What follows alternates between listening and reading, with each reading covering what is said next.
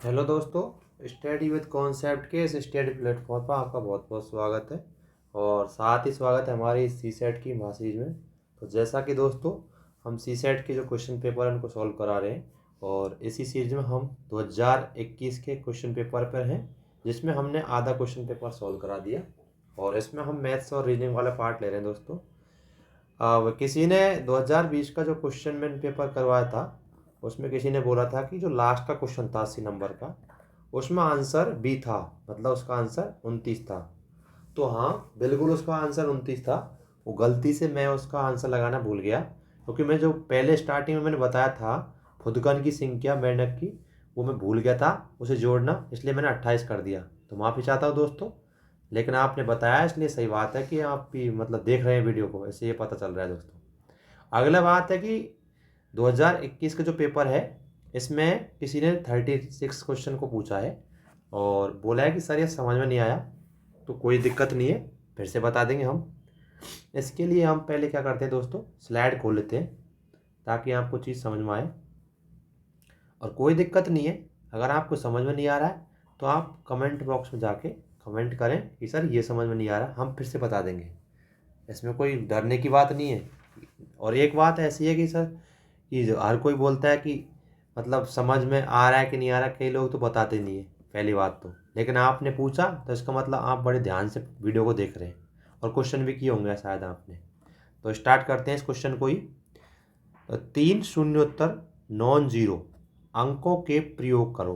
पहली बात तो ये बोला है इसमें, और अंकों की क्या है, पुनरावृत्ति नहीं होनी, मतलब रिपीटेशन नहीं होना है अंकों का, ये बोला है।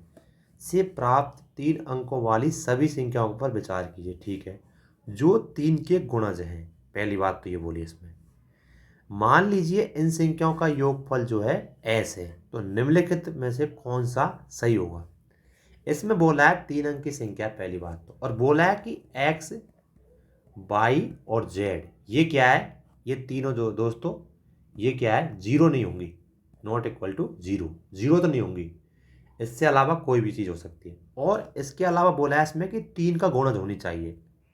तो जैसे दोस्तों हमको पता है, हम क्या करेंगे, X plus Y plus Z. अब क्या, इससे हम संख्याएं बनाएंगे। कैसे बनाएंगे, देखो कैसे बना रहे हैं। देखो एक सीधी सी बात है, हम कितने तरीके से बना सकते हैं ऐसी संख्या। देखो, एक होता है एक्स, वाई और जेड। मैं इधर ले लेता हूँ इसे थोड़ा सा, एक्स, वाई और जेड। इसको हम अगला तरीका क्या कर सकते हैं, एक्स जेड और वाई, एक्स जेड और वाई। अगली ऐसे कर सकते हैं। इससे अगली क्या कर सकते हैं, वाई एक्स और जेड।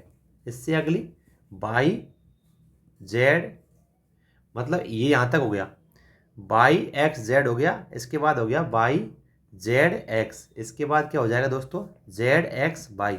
अगला क्या हो जाएगा, जेड वाई एक्स। कहने का मतलब ये है कि इतने तरीके से हम उस संख्या को बना सकते हैं।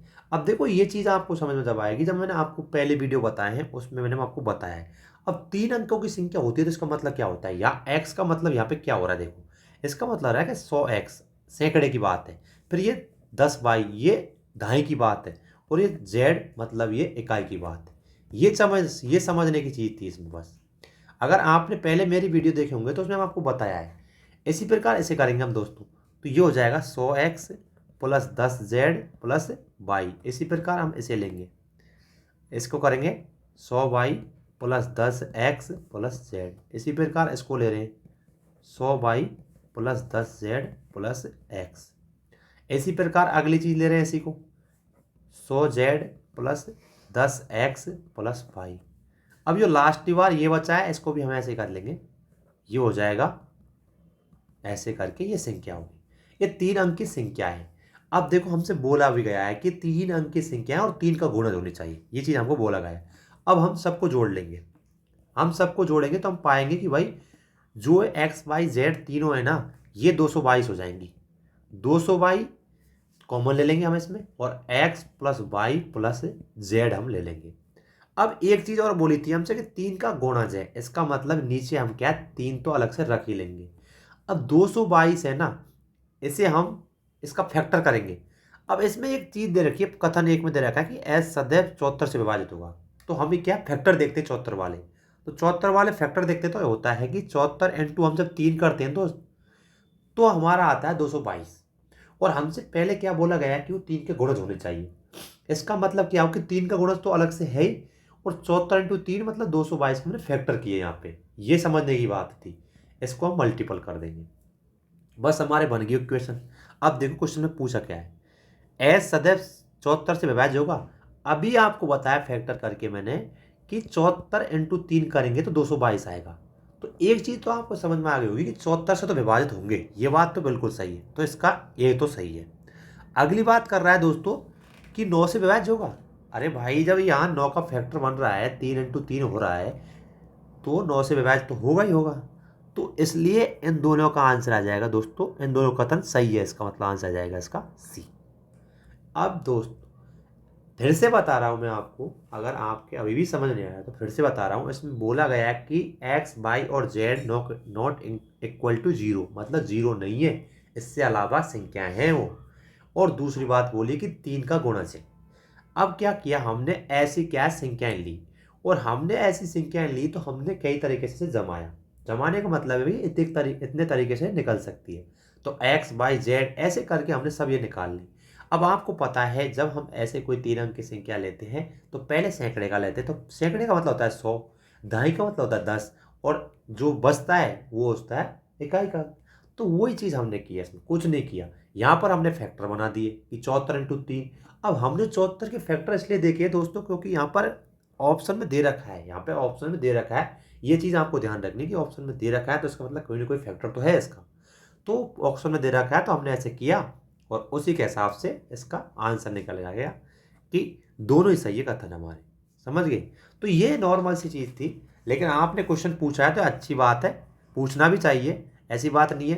क्योंकि आपने अगर ये क्वेश्चन मतलब ध्यान से देखा होगा तभी आपने पूछा है, तो ये तो ज़रूरी है कि आपने ध्यान से देखा है दोस्तों। अब क्या करते हैं, हम आगे क्वेश्चन लेते हैं आज के, और क्वेश्चन हो रहे हैं मैथ्स के, क्वेश्चन हो रहे हैं 45 से हो रहा है, 45 नंबर संख्या से हो रहा है दोस्तों। अब दे रखा है देखो, अब देखने में क्वेश्चन अटपटा सा लग रहा होगा। अटपटा इस मीन्स में मतलब हो रहा है कि इतना बड़ा सारणी दे रखा है और हमसे पूछा है सबसे तेज रन बनाने वाला। अब क्या होता है देखो, सबसे तेज रन कौन बनाएगा, जो ज्यादा रन बनाएगा कम गेंदों पर। समझ गए? तो ये चीज ध्यान रखनी बस। और हम ये स्लाइड को जैसे प्रकार खोल के रखते हैं ताकि आपको कोई चीज प्रॉब्लम ना आए। अब देखो आराम से चीज देखो, भाई दे रखा है ए के दे रखा है, बी के दे रखा है, सी का दे रखा है, डी का। ए के बारे में दे रखा है कि भाई 61 गेंद पहली पारी में खेल रहा है और 99 गेंद है उसकी। दूसरी पारी में वो 14 रन बना रहा है और 76 गेंद है। अब देखो हम करते क्या है, ए के बारे में लिख लेते हैं पहले। ए के बारे में जैसे हमने लिखा, तो ए के बारे में क्या लिखा दोस्तों, रन कितने बनाए उसने। तो रन 61 बनाए, देख लो हम यहाँ से निकल रहे हैं, कोई अलग से नहीं निकल रहे, और एक दूसरी पारी में 14 बनाए, तो टोटल रन बना दिए उसने 75। अब देखो गेंद कितनी है, तो गेंद कितनी है दोस्तों, गेंद देख लो यहाँ पे, एक तो 99 और 76 मतलब 175 गेंद हो गई। तो हम क्या है अब इसकी वो निकालेंगे भाई कितने ज़्यादा मतलब इसने रन बनाए हैं, वो एक प्रकार से स्टैक रेट देखते हैं इसकी। तो 75/175 करते हैं। अब इंटू हम 100 कर रहे हैं। 100 क्यों कर रहे हैं यहाँ पे, क्योंकि हमारी कैलकुलेशन है ना वो प्रॉब्लम नहीं करेगी, कैलकुलेशन आराम से आ जाएगी। जब हम इसे करेंगे, हम जब करेंगे ऐसे, तो देखो ऐसे आपको काटना आना चाहिए, मतलब भाग देना, जोड़ बाकी ये तो आपने आना चाहिए, कैलकुलेशन तो मांगता ही है मैथ में, ठीक है। अब जैसे हम इसे काटेंगे, देखो 25 से काट रहे हैं, 25×3 = 75, इसे काटेंगे तो हम 25 175, तो इसका मतलब क्या हो गया 300/7। अब 300/7 का मतलब क्या होता है, आप जब भाग देंगे ना तो ये आएगा 42.86%। मतलब ए की जो स्क्वायर रेट है ना, मतलब रन की जो रेट है, मतलब वो ज़्यादा रन बना रहा है ना, उतना 42.86 बना रहा है। इसी प्रकार हम बी का निकालेंगे, वही मेथड अपनाएंगे। देखो अब देखो रन कितने बनाया 5 और अगली पारी में 50, इसका मतलब रन कितने बनाया उसने 55, और गेंद कितनी है देखो 12 और 85, तो कितने होगी 97, इंटू हम 100 से कर लेंगे, वही मेथड देख लो। तो यह आएगा, काटेंगे हम जब 56.70%, ये बी के आगे। इसी प्रकार हम सी का निकालेंगे, सी का निकालेंगे जब हम निकालते हैं दोस्तों, तो सी का देखो यहाँ 15 यहाँ 20, इसका मतलब 35 तो रन है, यहाँ 15 यहाँ 20, 35 तो रन है। और गेंद कितनी है, तो देखो यहाँ 75 या 50, इसका मतलब कितनी होगी 125, इंटू हमने 100 किया तो कितना आया ये काट पीट के आएगा, देखो दोस्तों 25 से काटते हैं हम। 25 चौका 100 और 25 पंजो 125। फिर 5 से काटते हैं इसे 7, 7 चौका 28%, ये निकल के आया। अगला DAC प्रकार करेंगे हम। ये आएगा, गेंद आएगी देखो, मतलब इसके रन आएंगे देखो 13 12 25, गेंद आएंगी 55 और 50 कितने हो जाएंगे 105, इंटू हम 100 से करेंगे। जब हम काटेंगे तो ये आएगा 23.8%। अब देखो हम यहाँ हम जब ABC तीनों को देखते हैं तो सबसे तेज रन किसने बनाए। अब परसेंटेज में देख लो आप, सबसे तेज जो रन है ना दोस्तों वो बनाए थे B ने। देख लो आप यहाँ पे 56.70% है। अब ये बनाए ना, तो इसकी वजह से क्या है कि इसका जो सबसे तेज रन बनाने वालों में से हो गया, कौन हो गया दोस्तों, B हो गया, क्योंकि उसने सबसे तेज रन बनाए। यहाँ आप देख लो, और कैलकुलेशन तो आपको आनी चाहिए दोस्तों। तो ये क्वेश्चन परसेंटेज और औसत दोनों का क्वेश्चन मिक्स कर करके क्वेश्चन पूछा गया है। तो दोस्तों ऐसे क्वेश्चनों को बिल्कुल नहीं छोड़ना है, आपको क्वेश्चन को देखना है और किस प्रकार से हो रहा है क्वेश्चन, इसका मेथड को देखना है।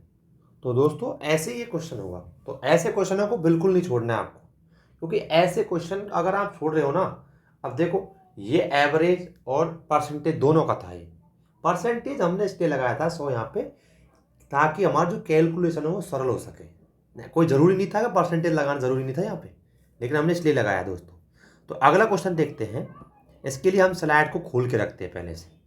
अब अगला क्वेश्चन देखते हैं दोस्तों, 46 नंबर का क्या कह रहा है। एक गांव में आधे ग्रामवासियों के अपने घर थे। मान लेते गांव में जनसंख्या थी X। अब हम X को क्या मान लेते हैं यहाँ पे 100। हम 100 क्यों मान रहे हैं दोस्तों, यहाँ पे भी कैलकुलेशन में कोई दिक्कत नहीं आनी चाहिए, ठीक है। अब क्या कह रहा है दोस्तों कि एक ग्राम में आधे ग्रामवासियों के अपने घर थे। आधे ग्रामवासियों को अपने घर है, इसका मतलब 100 में से आधे का मतलब है 50% हो गया, मतलब 50 के पास अपने घर हैं, ठीक है। एक चीज देखो, अगला क्या कह रहा है, 1/5 के पास ग्रामवासियों के पास धान की खेती है। 1/5 का मतलब क्या होता है दोस्तों, 1/5 का मतलब होता है 20। 20 कैसे आता है, देखो ये आता है 1/5, ऐसे निकालेंगे, 100 से कटेगा 20 बार। ये परसेंटेज में आपने पढ़ा होगा जब उसमें से सीखा होगा, ठीक है। तो ये आ गया 20 के पास धान के खेत है, ठीक है।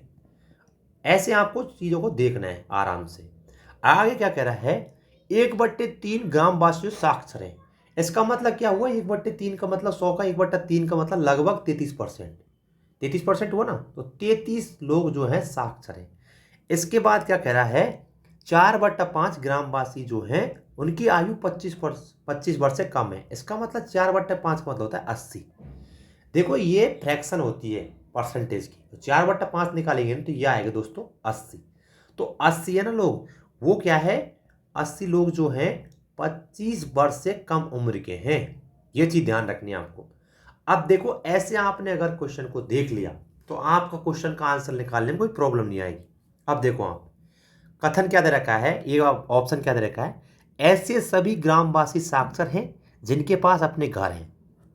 ऐसे सभी बोला है यहाँ पे, देखो अब देखो जिनके ग्रामवासी साक्षर तो 33%, ठीक है।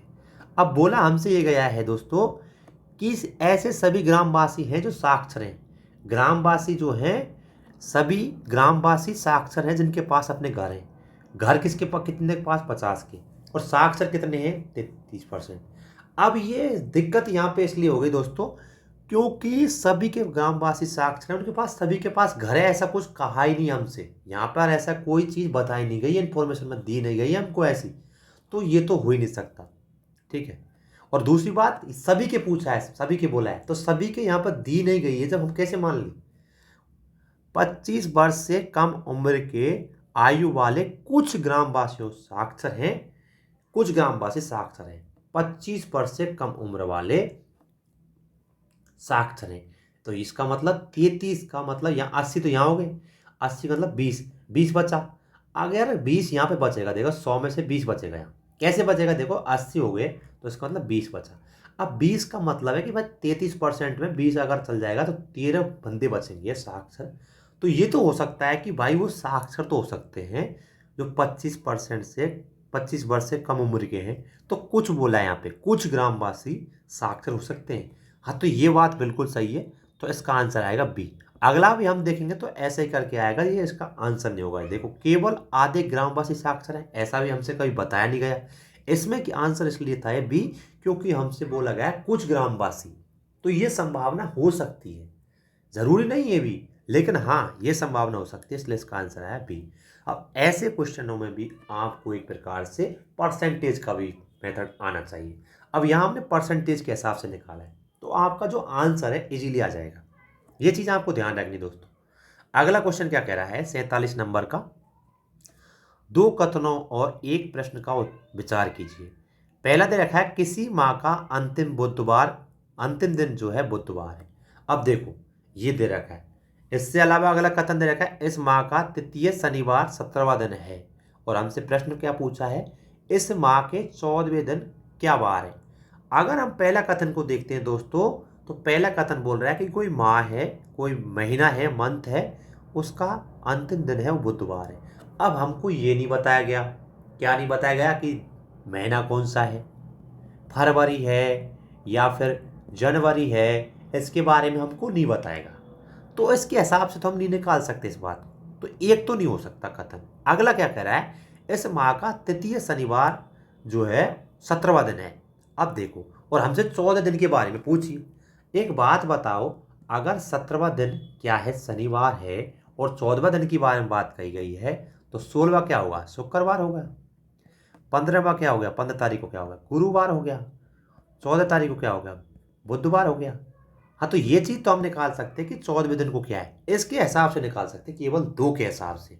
इसलिए दोस्तों इसका आंसर है, प्रश्न का उत्तर देने के लिए केवल दो ही पर्याप्त है। एक के बारे में बिल्कुल नहीं कह सकते, क्योंकि एक के बारे में हमें किसी महीने के बारे में नहीं बताया, हमको केवल इतना बताया गया है कि बुधवार है उस दिन।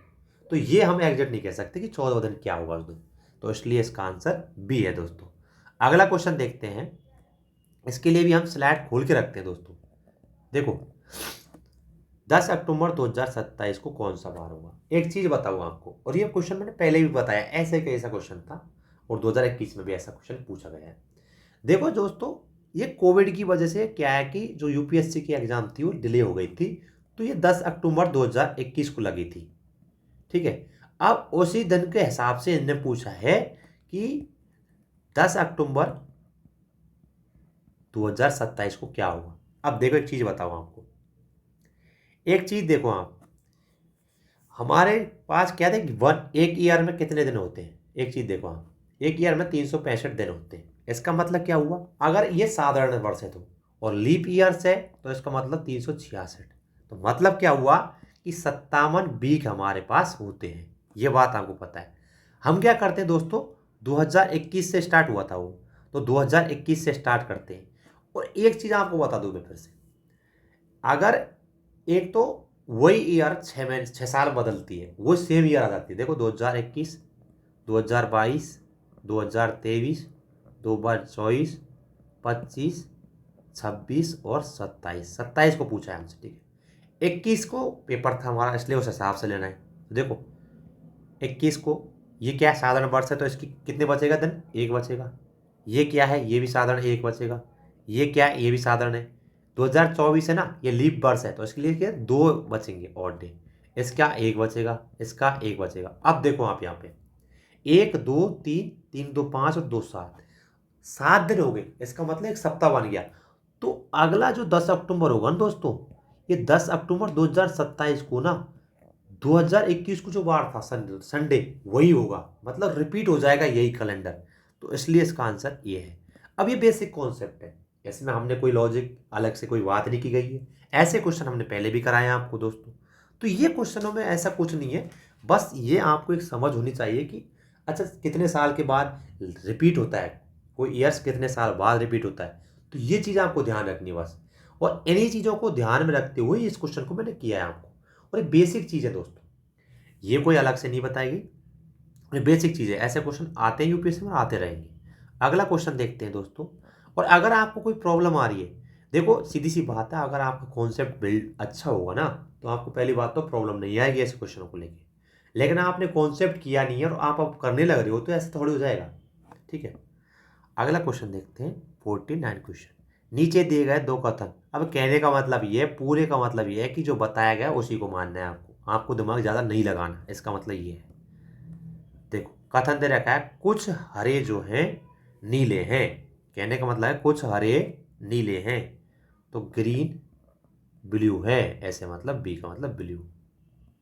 फिर कह रहा है कुछ नीले काले हैं, ये ब्लू है जो ये ब्लैक है, ये दे रखा है हमको बस।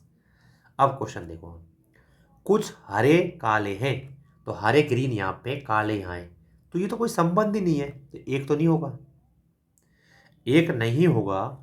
अगला देखते हैं दोस्तों, कोई भी हरा काला नहीं है, कोई भी हरा काला नहीं है, तो भाई कुछ तो है।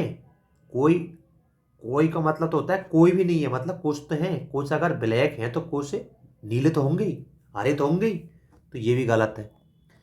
सभी हरे काले हैं, अब देखो हरा ये रहा है ना, हरा ये रहा, देखो सीधी सी बात है, अगर ग्रीन है, अगर ग्रीन का मतलब यहाँ पर देखा मतलब हरा ये है, और हमसे बोला है सभी हरे काले हैं, काले यहाँ पे, तो ये तो कोई संबंध नहीं बन रहा, तो इसलिए इसका 3 भी गलत है। अगला क्वेश्चन देखते हैं, निष्कर्ष देखते हैं हम, सभी काले हरे हैं। अब देखो काले यहाँ पे और हरे यहाँ, इनका भी कोई संबंध नहीं है, वही बात हो गई, इसलिए इसका आंसर आएगा डी। कोई भी कथन नहीं बन गया जिनका ये निष्कर्ष निकाल जा सकता है। तो ये चीज़ें बेसिक सी चीज़ें देखो, और ऐसे क्वेश्चन हर साल आते हैं, ये कथन निष्कर्ष वाले क्वेश्चन 3-4 फिक्स है। आप वेन डायग्राम बनाना सीख जाओ और आप मैचिंग करना सीख जाओ, ऐसे मैंने आपको बताया, ऐसे आप क्वेश्चन सही होंगे। अगला क्वेश्चन देखो, ये बड़ा ही मज़ेदार क्वेश्चन है, आप देखो स्क्रीन पर। अब देखो इसे हम स्लाइड को हटा देते हैं, जब ज़रूरत पड़ेगी हमारी, हमको जब ज़रूरत पड़ेगी दोस्तों, तो हम क्या है फिर से खोल लेंगे स्लाइड को। देखो अगला क्वेश्चन क्या कह रहा है, 50 नंबर क्वेश्चन कह रहा है 2 7 22 67 202, ये एक्स दे रखा है, ये बोल रखा है 1822। पूछा है एक्स का मान क्या हुआ, यहाँ पर बोला है हमसे। एक चीज़ बताओ, पैटर्न क्या फॉलो हो रहा है इसमें। देखो ऐसे क्वेश्चन में अगर आपके सीरीज के क्वेश्चन आ रहे हैं, अगर आपके उस टाइम बैठ गया तो आपका हो जाएगा क्वेश्चन। अगर आपसे ऐसा क्वेश्चन नहीं बैठ रहा, आप दिमाग लगाने लग रहे ज़्यादा, तो टाइम वेस्ट मत करो। मेरी बात, पहली बात तो ये ध्यान रखना है आपको।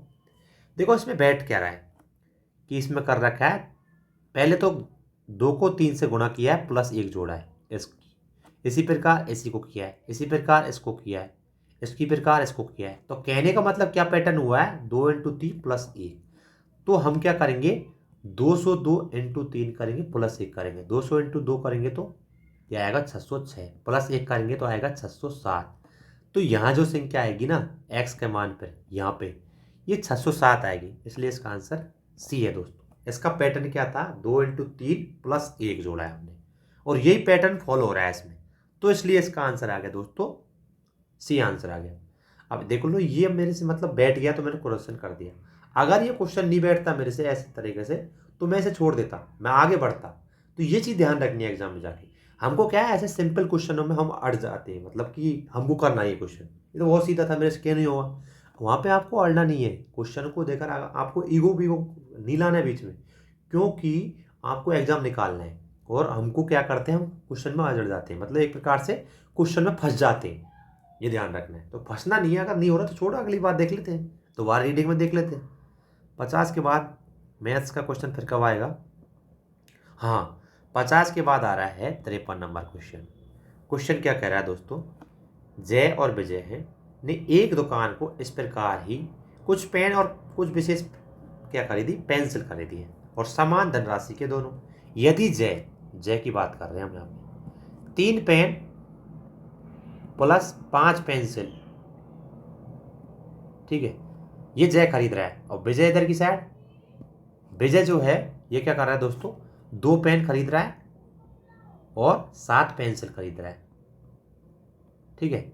अब देखो ये खरीद रहा है, तो क्या मतलब इसका, इसका मतलब ये हो गया ये खरीद रहा है, तो निम्नलिखित में से कौन सा कथन सही है। तो हम कलर ले लेते हैं दूसरा, ये दे रखा है, इसका मतलब क्या हुआ, 3 पेन प्लस 5 पेंसिल तो खरीदी है किसने दोस्तों, जय ने, और इसने खरीदे 2 पेन प्लस 7 पेंसिल, ठीक है। अब देखो आप पेंसिल खरीदिए, अब देखो आप 3 और 2 5, इसका मतलब क्या हुआ, 3 इधर आएगा ये, तो ये हो जाएगा दोस्तों 1 पेन बच जाएगा, क्योंकि 3 पेन यहाँ से इधर जाएंगे तो ये माइनस का 1 हो जाएगा। इसी प्रकार ये 5 पेंसिल है ना, यहाँ पे 5 पेंसिल है, ये इधर जाएंगी, 5 पेंसिल इधर जाएंगी, 7 पेंसिल किधर की साइड, तो ये हो जाएंगी 2 पेंसिल। देखो ये दिख नहीं रहा होगा शायद मेरे हिसाब से, तो मैं क्या है दूसरा पेन ले लेता हूँ कलर। इस कलर की वजह से आपको दिख नहीं रहा होगा इस स्लाइड पे। येलो लेता हूँ, देखो दे रखा है 3 पेन, ये भी नहीं दिख रहा शायद। ऐसा करते हैं स्लाइड ही खोल लेते हैं, या फिर कोई खाली जगह देख लेते हैं इसमें से। हाँ देखो यहाँ देख लेता हूँ, देखो यहाँ देख लेता हूँ। ये यहाँ पे उतार रहा हूँ मैं, कहने का मतलब है 3 पेन प्लस 5 पेंसिल। ये तो बात कर रहा हूँ दोस्तों जय की। इधर इसी प्रकार 2 पेन 7 पेंसिल, ये बात कर रहा हूँ दोस्तों विजय की। अब देखो ये 3 पेन इधर गया तो मतलब क्या होगा, ये 2 पेन इधर आ जाएंगे तो ये 1 पेन बचेगा। इसी प्रकार ये 5 पेंसिल है, 7 पेंसिल की तरफ जाएगी तो 2 पेंसिल बच जाएगी दोस्तों। ठीक है, 2 पेंसिल बच गई। अगर 2 पेंसिल बच गई तो इसका मतलब क्या हुआ कि जो 1 पेन का मूल्य है ना 2 पेंसिलों के बराबर है। तो हम देखो ऑप्शन देखते हैं, पेंसिल का मूल्य पेन के मूल्य से अधिक है। पेंसिल का मूल्य देखो पेंसिल तो मूल्य कम है, पेन का ज़्यादा है, ये बात गलत है। तो अगला ऑप्शन देखते हैं दोस्तों। अगला ऑप्शन क्या कह रहा है, पेंसिल का और पेन का मूल्य बराबर है, ये भी गलत है। देखो बराबर तो नहीं है, तो दुगना है पेन का मूल्य। पेन का मूल्य पेंसिल के मूल्य से दुगना है। हाँ देख लो आप, पेन 1 पेन बराबर 2 पेंसिल मिल रही है, तो इसका मतलब पेन का जो मूल्य है वो पेंसिल के मूल्य से दुगना है, इसलिए इसका आंसर आ गया सी। अब देखो हमने कुछ नहीं किया, हमको जैसे बताया गया कि 3 पेन ले रहे हैं, 5 पेंसिल ले रहा है जय, उसी प्रकार 2 पेन और 7 पेंसिल ले रहा है विजय। इन दोनों को हमने बराबर रखा तो हमने पाया कि 1 पेन बराबर 2 पेंसिल है। और हमने जो इक्वेशन में देखा तो इसका सी आंसर आया कि पेन का जो मूल्य है दोस्तों वो पेंसिल के मूल्य से दोगुना है। कहने का मतलब ये बताया, तो इसका आंसर आ गया सी। तो ऐसा ही अगला क्वेश्चन देखो, अगला क्वेश्चन मतलब सीधा सा क्वेश्चन देखो। अब ये क्वेश्चन है ना अगला वाला, ये परसेंटेज से लेकर है, वो बेसिक क्वेश्चन है दोस्तों, अंडरस्टैंडिंग का क्वेश्चन है कि आप समझ गए तो आपसे क्वेश्चन आराम से हो जाएगा। बोल क्या रखा है, एक परीक्षा में पी क्यू से 40 अंक अधिक प्राप्त करता है, क्यू ने पी से 10% कम प्राप्त किए।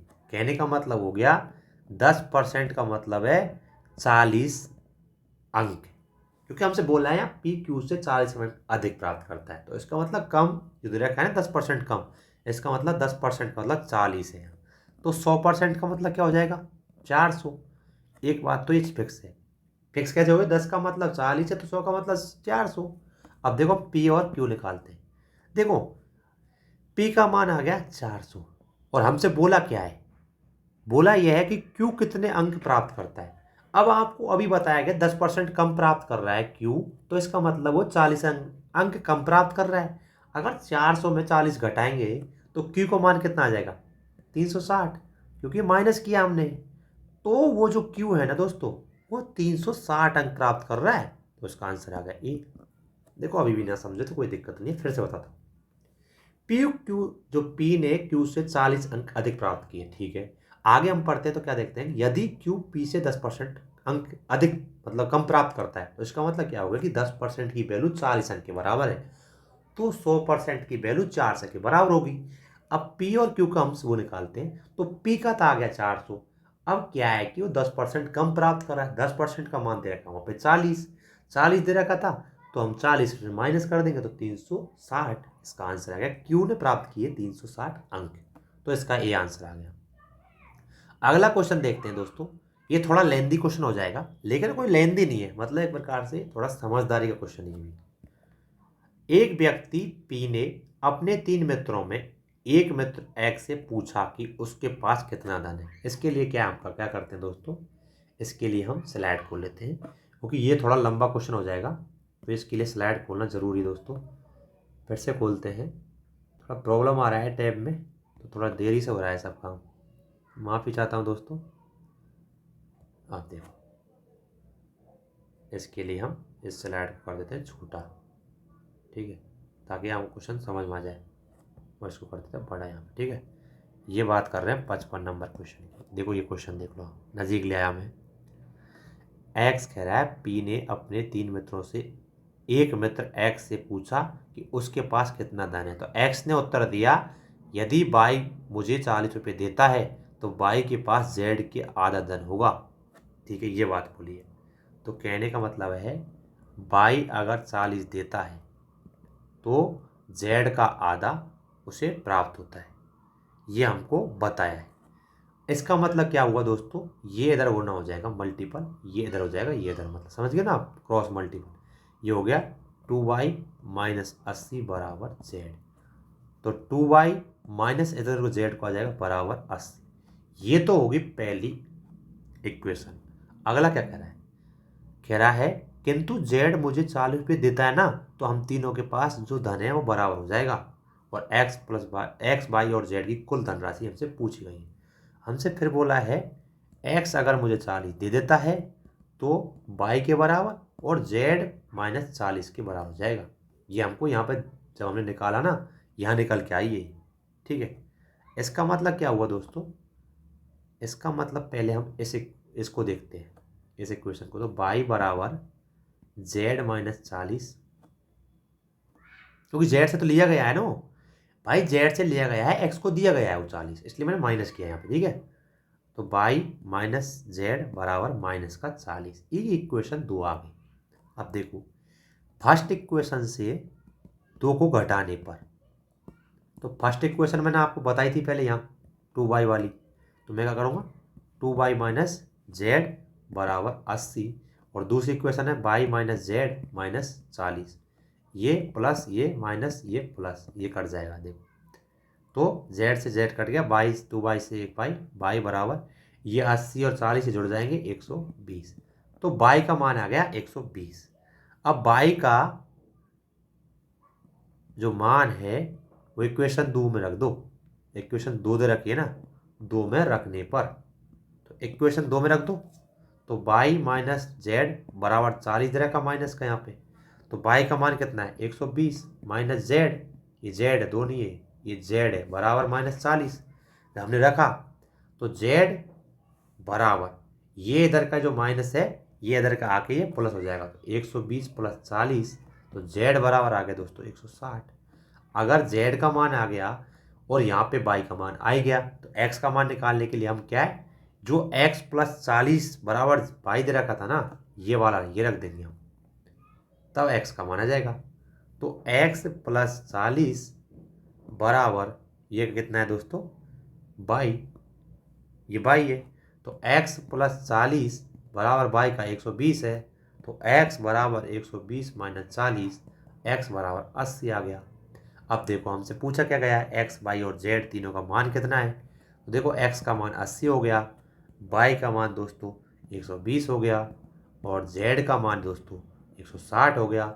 हम जब तीनों को जोड़ेंगे x plus by plus z को, तो 80 प्लस 120 प्लस 160, तो कितना आ जाएगा 360, और हमारा क्वेश्चन का आंसर भी 360 बी आंसर है दोस्तों। अब देखो फिर से बताता हूँ, क्वेश्चन में जो बोला है हमने वही किया, हमने कुछ अलग नहीं किया है दोस्तों। देखो हमसे बोला क्या गया है, ये चीज़ों को ध्यान रखना है। बोला है पी ने जब उससे पूछा कि 3 मित्र तेरे, तो बताया उत्तर दिया एक्स ने, कि उसने कहा कि एक्स ने उत्तर दिया कि बाई मुझे अगर 40 रुपये देता है ना, तो बाई के पास जेड का आधा उत्तर हो जाएगा, तो बाई ने एक्स को दिया, मतलब तो बाई माइनस 40 बराबर जेड का आधा कर दिया, ये हो गया।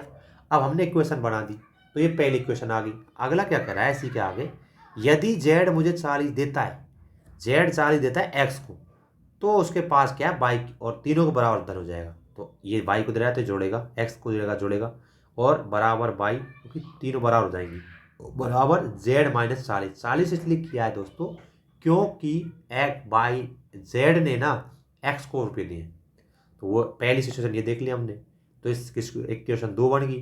पहले इक्वेशन में दूसरी इक्वेशन घटा दी, 120 आ गया बाई का मान, दूसरी इक्वेशन में रख दिया, जेड का मान आ गया, फिर हमने एक्स का मान निकालने के लिए ये कर दिया, तो इसका आ गया, तो तीनों का जोड़ा तो निकल के आया 360। इस प्रकार इसका आंसर आ गया दोस्तों। देखो ये बेसिक चीज़ है। अब ये इक्वेशन बनाना, अब ये आपने अगर ये पहले से नहीं पढ़ा है ना इसी तरह का, तो आपको बड़ा लेंथी हो जाएगा क्वेश्चन, और अगर आपको लेंथी लग रहा है ना, तो आप क्वेश्चन को छोड़ देना वहाँ पे, ज़्यादा झंझट में नहीं पढ़ना, क्योंकि इसमें कैलकुलेशन थोड़ी लंबी है दोस्तों, और आपको इतना टाइम लग जाएगा और आपको क्वेश्चन भी गलत होने की संभावना होती है अगर आपने कॉन्सेप्ट क्लियर नहीं है तो। इसलिए मैं पहले ही कह रहा हूँ आपसे, कॉन्सेप्ट अगर बिल्ड है आपका बढ़िया से, तो कोई दिक्कत नहीं है ऐसे क्वेश्चनों को अटेम्प्ट लेने में। ठीक है, अगला क्वेश्चन देखते हैं दोस्तों। कूट भाषा मैथमेटिक्स का ये दे रखा है मतलब पूरा, तो बोला है केमिस्ट्री को कैसे लिख सकते हैं। अब देखो आप इसमें MATHEMATICS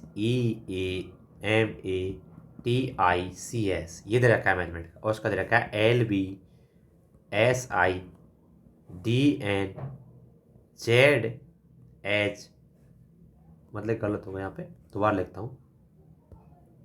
देख क्या रखा है, देखो L दे रखा है, B दे रखा है, S दे रखा है, I दे रखा है, D दे रखा है, N दे रखा है, Z दे रखा है, U दे रखा है, HDR ये दे रखा है। इसका मतलब ये है, तो कहने का मतलब आप जब देखेंगे ना इसमें, देखो ऐसे क्वेश्चनों में कूट वाले क्वेश्चन जो आते हैं कॉर्ड एंड डिकॉर्ड के, अगर आप इनके स्थानों को जान सकते हैं, मतलब जैसे ए का मान, मतलब ए का स्थान होता है एक पर आता है, इसी प्रकार बी 2 पर आता है, एल कितने पर आता है, ये चीज़ आपको पता हो तो एल ये आता है 13 पे, और एल आता है 12 पे, एम आता है 13 पे। अगर ऐसे पता होगा आपको तो एस आता है, टी आता है 20 पे, एस आता है 19 पे, एच आता है 9 पे, ये आता है 8 पे। अगर ऐसे पता हो आपको तो आप क्या है क्वेश्चन का आंसर निकाल सकते हैं फटाफट।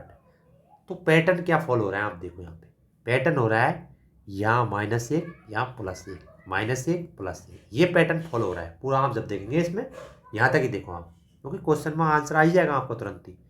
केमिस्ट्री का पूछा है हमसे, TRY देखो, C होता है 3, H 8 होता है, 5 होता है, ये कितना होता है दोस्तों, ये 13 होता है, ये 9 होता है। ये आपको इतना पता लगाना है क्योंकि ऑप्शन में मिल जाएगा आपका आंसर।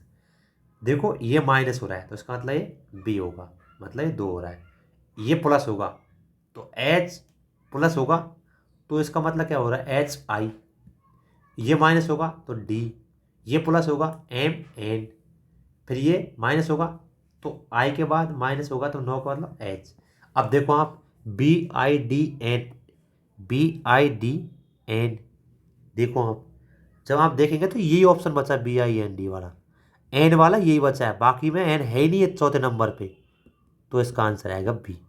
अब इसमें क्या दिमाग आ रहा है आपको, अगर इनके स्थान पता है कि डी किस पर आ रहा है, बी किस पर आ रहा है, तो आप इजीली पता लगा लेंगे इसमें कौन सा पैटर्न फॉलो हो रहा है। और हम जब जहाँ तक देखेंगे 4 स्थान तक ही, तो इसका आंसर निकल आएगा दोस्तों। तो ऐसे क्वेश्चनों में कुछ नहीं है, आपको ऐसे बेसिक सी चीज़ ध्यान रखनी है कि आपको ऐसी जगहों को पता होना चाहिए कितना स्थान है उसका। ठीक है, इजीली हो जाएंगे ऐसे क्वेश्चन, कोई बड़ी बात नहीं है। अगला क्वेश्चन देखते हैं, घड़ी वाला क्वेश्चन है दोस्तों, अच्छा क्वेश्चन है।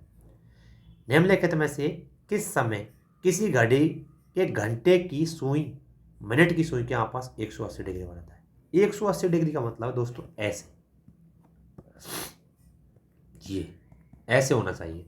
अब देखो आप घड़ी बना देता हूँ एक बार, ये होती है 6 12, ये आपको पता ही है, ये होती है 12, ये होती है 6, ये 3 होती है, और ये होती है 9। अब देखो हमसे बोला ये गया है कि किस समय, एक चीज़ बताओ आपको, जब हम 7 बजते हैं और 7 को हम जब 7 को अगर हम यहाँ 5 मिनट हो जाएंगे, 7 के 5 मिनट के बीच में देखो हम, तो ऐसी सीधी रेखा खींचेगी। ये कॉमन सेंस का है, देखो कॉमन सेंस का इसलिए है कि यहाँ पे 7 बजे का टाइम दे रखा है 4 ऑप्शन में, लेकिन आप जब देखेंगे कि 7 बजे का तो बन रहा है, ये बात तो सही है। एक चीज़ देखो हम, जब 7 और 5 के बीच में होती है तो घड़ी भी जहाँ यहाँ मिनट की सुई इधर होती है ना, इधर ऐसे होती है ना, इधर बढ़ती है, तो घंटे की सुई भी इधर हो जाती है, तो कहने का मतलब तिरछा हो जाएगा। तो ये एक तो बात ये फिक्स होगी, जिसे फिर से बताना तो इसका मतलब क्या होगा दोस्तों, यहाँ 7 की जब जैसे मान लें ये गाड़ी की सुई है, ये 5 हो रही है, ठीक है। अब क्या है कि यहाँ 7 पे नहीं होगी, ये थोड़ी आगे होगी ये वाली घंटे की सुई। यहाँ आप देखना घड़ी में जब ऐसा पाओगे, तो इसका मतलब होगा कि 7 5 तक तो नहीं है वो। इसका मतलब क्या हो गया दोस्तों कि वो 7 5 तक तो उसका आंसर ही नहीं है, तो पहला गलत, दूसरा भी गलत, 7 5 तक तो नहीं है, तीसरा भी गलत। मतलब क्या है कि 7 5 से 7 10 के बीच में जब वो होगी ना घड़ी की सुई, ये 10 के बीच में यहाँ पे कहीं, ये 10 है मान ले, तो इन दोनों के बीच में होगी ना, तब 180 का डिग्री का कोण बनाएगी। ये आपको एक प्रकार से, आपने अगर कॉमन सेंस से क्वेश्चन किया है तभी इस क्वेश्चन का आंसर निकल पाएगा दोस्तों। तो इसलिए इसका आंसर डी है। और आप देखना, आजमा के देखना ऐसे, मैंने आपको बताया, आपको यहाँ समझ में नहीं आया तो आप घड़ी को एक बार देखना आजमा के, तो आप पाएंगे कि जो घंटे की सुई है ना वो भी आगे बढ़ती है, अगर मिनट की सुई आगे बढ़े तो वो भी बढ़ेगी। इसलिए ये 7:05 से 7:10 के बीच का टाइम था जिसमें उसने 180 डिग्री का कोण बनाया था दोस्तों। तो इसका आंसर क्या है? डी आंसर है दोस्तों। अगला क्वेश्चन लेते हैं दोस्तों। अगला क्वेश्चन क्या कह रहा है? अगला क्वेश्चन क्या कह रहा है दोस्तों? तो अगला क्वेश्चन देखो आप, 58 नंबर का क्वेश्चन क्या कह रहा है? 58 नंबर का क्वेश्चन कह रहा है दोस्तों, 90 प्रश्न वाली एक वस्तुनिष्ठ परीक्षा में प्रत्येक सही उत्तर का 5 अंक प्राप्त होता है और गलत का 2 अंक घटाया जाता है। सभी 90 प्रश्नों का उत्तर देने पर एक विद्यार्थी को कुल 387 अंक प्राप्त हुए, तो गलत उत्तर की संख्या कितनी है? अब देखो कितना सीधा क्वेश्चन आपको बताता हूँ।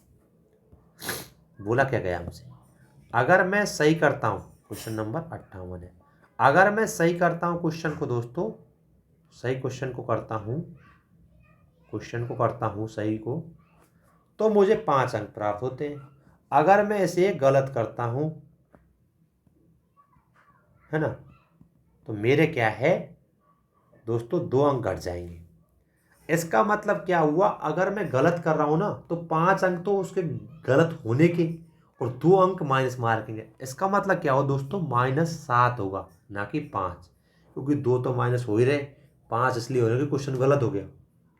ये तो हो गया इसका मतलब। जैसे मान ले आपको एक क्वेश्चन देता हूँ, मान ले हमारे 1/3 होते हैं यूपीएससी में माइनस मार्क, तो मान लें आपके 60 क्वेश्चन सही हुए और 40 गलत हुए, तो इसका मतलब क्या हुआ, 40 तो ये गलत हो ही गए, ये तो गलत हो ही गए, लेकिन 1/3 करेंगे तो जो 1/3 बनेगा ना 40 का, तो 40 का 1/3 होता है 13, तो 13 क्वेश्चन एक्स्ट्रा और कटेंगे। इसका मतलब यही हो रहा है यहाँ पे देखो, तो मतलब ये 13 इसमें से घटाएंगे हम, जब ये आएगा दोस्तों 47 क्वेश्चन सही होंगे हमारे काट पीट के। तो इसी प्रकार यहाँ बता रहा है कि भाई आप जब 5 नंबर तो आपके सही है, लेकिन आप गलत करते हो ना तो 5 नंबर तो कटते हैं, साथ में 2 नंबर कटते हैं, तो मतलब टोटल कितने कट रहे हैं, 7 नंबर कट रहे हैं आपके। अब क्या करेंगे हम, 90 × 5 करेंगे, हम मानेंगे कि भाई हमने पूरे के पूरे सही किए मान लें, तो ये आया 450। अब हमको यहाँ कितना दे रखा है, 387, इसको हम घटा देंगे। जब हमने घटाया तो ये आया दोस्तों 63। अगर 63 आया है तो हमसे पूछा है गलत क्वेश्चन का उत्तर, मतलब उत्तर कितने दिए गलत क्वेश्चनों के, तो 63 में हम जब दोस्तों 7 का भाग देंगे, इसका मतलब क्या हो गया, 9 ऐसे क्वेश्चन थे जिनका हमने गलत क्वेश्चनों का गलत उत्तर दिए। गलत उत्तर देने वाले क्वेश्चन कितने थे, तो 9 थे ऐसे। तो बेसिक क्वेश्चन था, इसलिए इसका आंसर ए है। देखो सीधी सी बात है, गलत तो कटेगा, गलत के क्वेश्चन के तो कटेंगे मार्क्स, लेकिन हमारे जो सही हुआ है ना वो क्वेश्चन भी तो कटेगा ना उसका, इसलिए इसका आंसर आया दोस्तों। इसका आंसर आ गया कि भाई 9 क्वेश्चन थे जिनको गलतों का हमने क्वेश्चनों का आंसर दिया है, तो इसका आंसर आ गया दोस्तों ए। अगला क्वेश्चन देखते हैं 59 क्वेश्चन, ये बड़ा अच्छा क्वेश्चन दोस्तों, समझने लायक क्वेश्चन है। निम्नलिखित जोड़ एडिशन दे रखा है, प्रश्न का उत्तर विचार कीजिए। 3p 4p pp plus pp plus बराबर दे रखा है RQ2 और PQR भिन्न है। अब देखो ऐसे क्वेश्चन आते हैं तो पहली बात तो आपको एक नज़र में तो क्वेश्चन हल ही नहीं होगा, ऐसे क्वेश्चन देखते हैं तो हल ही नहीं होगा। लेकिन हमें एक चीज़ दे रखी है, हम क्या रखें इनका मान, कि यहाँ पे लास्ट अक्षर है ना RQ2 आना चाहिए, मतलब जोड़ के 2 आना चाहिए इसकी डिजिट, और हमसे बोला भी गया कि PQR अलग अलग है ये सब। अब दोस्तों 1 से हम जब 9 तक ऐसी संख्या देखते हैं तो हम पाते हैं, एक तो 3 का मान रखने पर, एक 8 का मान रखने पर, उसकी जो लास्ट डिजिट है ना ये इकाई का अंक, ये 2 आएगा।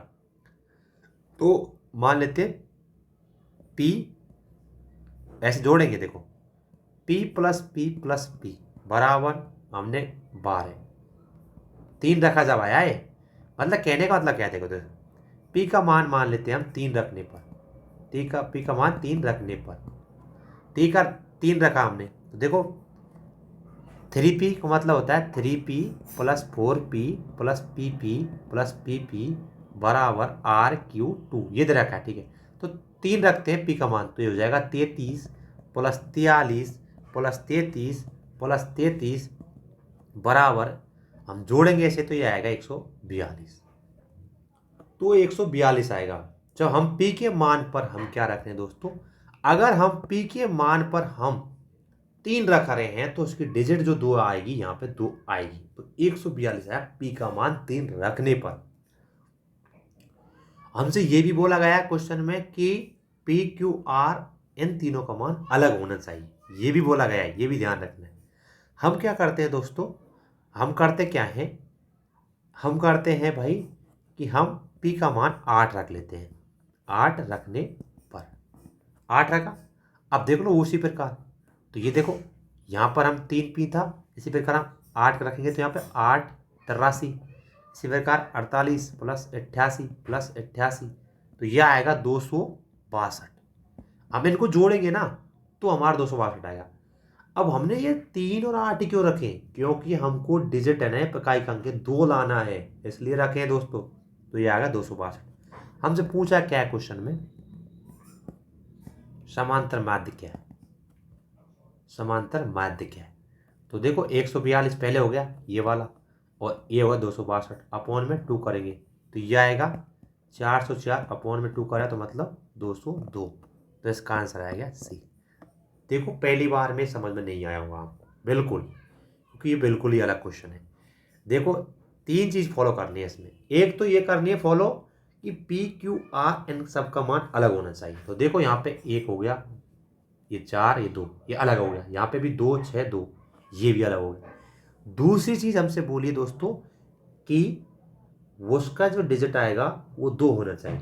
तो हमने 109 के बीच में संख्या ली, उनमें से 3 रखा, पहले मान 3 रखा तो हमने पाया कि 142 आया। फिर हमने 8 रखा तो 262 आया। इन दोनों को हमने जोड़ा, समांतर माध्य निकाला। समांतर माध्य फर्स्ट संख्या लास्ट संख्या अपॉन 2 होता है, इसका सूत्र होता है जो, तो पहली जो लास्ट या संख्या जोड़ के हमने निकाला, इसका आंसर आ गया सी। अब ये क्वेश्चन दोस्तों तभी समझ में आएंगे आपके जब आपने ऐसे तरीके के क्वेश्चन किए हो और प्रैक्टिस की हो ना, तभी होगी। अगर आपको ऐसे क्वेश्चन एग्जाम में दिख गए तो आप नहीं सोच पाओगे इतना। तो ये चीज ध्यान रखनी है, प्रैक्टिस यही कर लो जितना हो सके। अगला 60 नंबर क्वेश्चन भी अच्छा क्वेश्चन है दोस्तों। निम्नलिखित गुणन मल्टीप्लिकेशन के प्रश्न का विचार कीजिए, और दे रखा है पी क्यू इंटू 3 बराबर आर क्यू क्यू क्यू, और पी क्यू आर भिन्न दे रखे हैं, मतलब अलग अलग मान दे रखा है इनका। हम क्या करते हैं दोस्तों, हम करते हैं क्या, हम 60 नंबर क्वेश्चन में करते हैं कि हम एक चीज लेते हैं, या तो 0 लो या लो 5, तभी ऐसी संख्या आएगी यहाँ पर डिजिट, यहाँ पे तभी आएगा ऐसा। हमसे बोला भी है R not equal to 0, R का मान 0 नहीं आना चाहिए, ये हमसे बोला गया है यहाँ प्रश्न में, ये चीज ध्यान रखनी है आपको। अब देखो हम क्या करते हैं, पी क्यू का मान क्या करते हैं दोस्तों, 5 रख लेते हैं। क्यू का मान 5 रखने पर, ऐसे आपको मान रखने पड़ेंगे, ऐसे अलग से नहीं है। तो क्यू पी इंटू 3 बराबर आर क्यू क्यू, ये दे रखा है, ठीक है। तो पी क्यू का मान रखा है हमने, कितना रखा है दोस्तों, क्यू का मान रखा है हमने यहाँ पे 5। और क्या करते हैं हम, एक चीज और, हमसे बोला भी गया है ये भिन्न भिन्न होनी चाहिए। हमने क्या कर दिया दोस्तों, हमने पी का मान यहाँ पे 8 रख दिया, और आर का मान यहाँ पे रख दिया 2, आर का 2, पी का 8 और क्यू का 5। अब देखो कैसे रखा है, पहले क्या करते हैं हम क्यू का मान रखते हैं। तो क्यू का मान हम जब 5 रखते हैं, देखो क्यू का मान हमने 5 रखा, देखो तो पी 5 इंटू 3 बराबर आर, ये 5 5 हो जाएगा। अब देखो यहाँ पे क्यू का मान रखा हमने, अब क्या हो जाएगा, हम भी रखते हैं यहाँ पे, क्योंकि हमको 5 5 लाना है, तो हम क्या करते हैं दोस्तों, जो पी का मान है ना वो 8 रख देते हैं। पी का मान 8 रखने पर, अगर हम 8 रखते हैं तो 85 इंटू 3 बराबर, फिर क्या है, जो 5 का मान होगा ये गुणा करेंगे ना हमें से, तो ये आएगा 255। तो ये आर का मान है ना, ये 2 हो जाएगा, तो आर का मान 2 हो जाएगा। और पी का मान 8 हो गया। क्यू का मान कितना आया था, क्यू का मान आया था 5। अब देखो क्वेश्चन हमसे पूछा क्या है, P plus R upon Q, तो पी का मान दे रखा 8 आर का 2 अपॉन क्यू में 5 मतलब 10/5 बराबर 2। तो इसका आंसर आ जाएगा बी। देखो सीधी सी बात है, ऐसे क्वेश्चन है ये कि एक बार कभी समझ में नहीं आएंगे आपके। अगर नहीं आ रहे तो आप धैर्य के साथ वीडियो को देखना पहले तो, और फिर भी नहीं आ रहे तो फिर से बताएंगे आपके कुछ क्वेश्चन करके। ये क्वेश्चन क्या है दोस्तों, आपको मान रखने के बाद ही आंसर आएगा। हमसे सिचुएशन दे रखी है कि पी क्यू आर अलग अलग होना चाहिए। दूसरी बात, क्यू क्यू दे रखा है, इसका मतलब ऐसा मान रखो क्यू का ताकि ये ऐसी डिजिट आए। तो हमने क्यू का मान 5 रखा, तो हमने पाया कि पी इंटू 5, पी 5 × 3 और आर 5 आया। इसका मतलब क्या हुआ कि हमको ऐसी संख्या और देखनी है जो यहाँ पे ये इसका गुणा करने पर वही आए। तो हमने 8 रखा, तो 85 हो जाएगा। पी का मान 85 हो जाएगा, मतलब पी का मान 8 रखने पर 85 × 3 किया तो 255 हो जाएगा। तो आर का मान 2 हो जाएगा यहाँ पे। तो ये क्वेश्चन का आंसर जब ही निकलेगा आपसे। हमारे क्वेश्चन का आंसर आ गया बस, पी क्यू आर का मान आ गया तो आंसर आ गया बस। इसका आंसर आ गया खत्म, इसका आंसर आ गया 2। अगर आपको समझ में नहीं आ रहा, अगला क्वेश्चन देखते हैं 63 क्वेश्चन से। 63 क्वेश्चन वाला अच्छा ही क्वेश्चन दोस्तों, और ये क्वेश्चन थोड़ा सा लेंथी इसलिए हो जाएगा क्योंकि आपको पूरी चीज़ जमानी पड़ेगी। आपको एक एक चीज़ को जमाना होगा आपको, तभी ये क्वेश्चन हो पाएगा, ऐसे नहीं होगा ये। तो हमको देखो आराम से देखना है क्वेश्चन को। देखो देखो 63 क्वेश्चन को बोला क्या है हमसे कि 3 बिंदु है पी क्यू आर एक सरल रेखा पर इस प्रकार है कि पी क्यू अनुपात क्यू आर दे रखा है 3:5।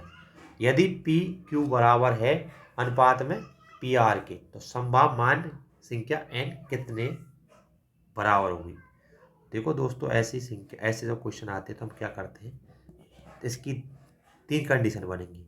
एक तो बनेगी पी, ऐसे बनेगी क्यू आर, ऐसे भी हो सकता है। एक कैसा हो सकता है दूसरा वाला, क्यू, हमको ये नहीं बताया गया कि पी क्यू आर लगातार है, हमसे बताया कि पी क्यू आर ऐसे अनुपात दे रखा है उनका। और तीसरी संख्या हो सकती है दोस्तों, तीसरी बार क्यू आर पी। अब देखो फर्स्ट वाली सिचुएशन देखते हैं हम, फर्स्ट वाली सिचुएशन देखते हैं दोस्तों। अब देखो हमको दे रखा है, क्या दे रखा है, पी क्यू दे रखा है 3, तो पी क्यू देख लो आप यहाँ पे, ये 3 दे रखा है। उसी प्रकार यहाँ से यहाँ तक Q और R दे रखा है दोस्तों, क्यू आर दे रखा है 5, तो यहाँ से और यहाँ तक आ गया 5। और हमसे बोला है पी क्यू अनुपात पी आर, तो पी क्यू अनुपात देखो, पी क्यू को दे रखा है 3, पी आर का मतलब है total, P Q plus Q R, तो मतलब टोटल हो जाएगा ये 3 + 5, मतलब हो जाएगा दोस्तों ये 3:8। ये तो पहली सिचुएशन के हिसाब से आ गया। अब देखो आप यहाँ पी आर के बारे में देखते हो ना, तो पी आर है ना यहाँ पे, ये क्या है, ये दोनों जुड़ के हुआ है, टोटल हो गया है। तो ये 3 और 5 जुड़ेंगे तो ये दोनों 8 हो जाएंगे दोस्तों।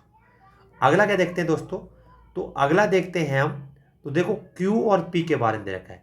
अगर Q और P के बारे में दे रखा है हमको 3, ये हमको दे रखा है यहाँ पे, ये 3 दे रखा है। और P और R के बीच में दे रखा है हमको, यहाँ पे दे रखा है अनुपात Q और R टोटल है ये। टोटल अगर ये है 5 है टोटल ये, तो इसका मतलब क्या बचा हुआ है ना पी आर, ये 2 है। तो मतलब क्या हुआ, पी क्यू अनुपात पी आर का मतलब हो जाएगा दोस्तों 3:2। अगला देखते हैं, देखो अगला देखते हैं, तो ये बन नहीं पाएगा ऐसे। आप देखो आपको दे रखा है पी क्यू, तो पी और क्यू दे रखा है टोटल 3। अगर टोटल दे रखा है और हमसे बोला है क्यू आर ये छोटा हो गया, मतलब ये 5 नहीं हो सकता, इसका मतलब ये सिचुएशन तो बन नहीं सकती। और हमसे पूछा क्या है, एन के मान कितने बराबर हो सकते हैं। तो दोस्तों ऐसी सिचुएशन 2 ही बन सकती है, ऐसी सिचुएशन 2 ही बन सकती है। इसलिए एन के जो मान है वो बराबर होंगे तो 2 ही बन सकती है सिचुएशन, तो इसलिए इसका आंसर आया, इसका आंसर आया दोस्तों बी। और अब दोस्तों सीधी सी बात है, वैसे भी दोस्तों अगर आपको थोड़ा डिस्टर्बेंस हो रहा तो माफ़ी चाहता हूँ, बाहर बच्चे खेल रहे हैं, इसकी वजह से थोड़े आवाज़ में प्रॉब्लम आ रही है। अगर आपको डिस्टर्बेंस हो जाता है तो माफ़ी चाहता हूँ, लेकिन मैं जब तक कोशिश कर रहा हूँ कि मैं अपने पूरी वॉइस को, मतलब एक प्रकार से आपको साफ सुनाई दे मेरी वॉइस आपको। लेकिन क्या है कि बाहर बच्चे खेल रहे हैं, तो अब इनको तो रोका नहीं जा सकता, अब मुझे ही तेज बोलना पड़ेगा। और गला सूखता जा रहा है लगातार बोलने से। मैं पिछले 1 घंटे से लगातार बोल रहा हूँ तो मेरा गला सूख तो जा रहा है, लेकिन आपको एक क्वेश्चन करा के छोड़ेंगे इस पेपर को।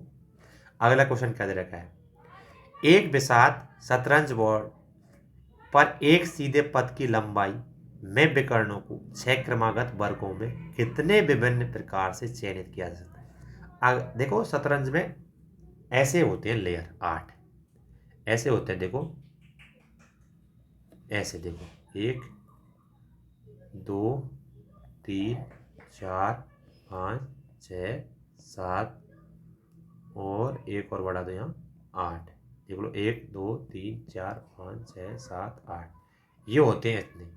इसी प्रकार ऊपर होते हैं, एक उसमें होते हैं कि शतरंज खेलेंगे ना आप, देखो 1 होगी, 2 होगी, 3 होगी, 4 होगी, 5 होगी, 6 होगी, ये 7 होगी, और इसे थोड़ा सा आगे बढ़ा दो, ऐसे ही बढ़ा दो, इधर कहीं कर दो इसे, यहाँ को बताना है बस थोड़ा सा।